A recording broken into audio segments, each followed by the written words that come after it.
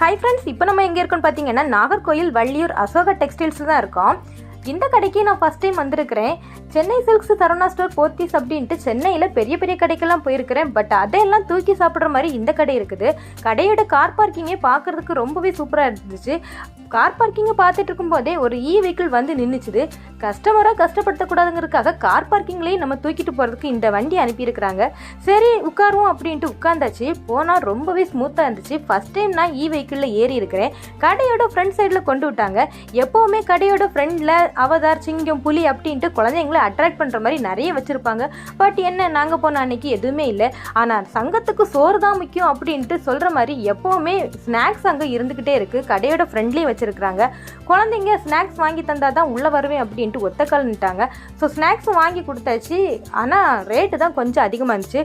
கடை பார்த்திங்கன்னா ரொம்பவே பிரம்மாண்டமாக இருந்துச்சு.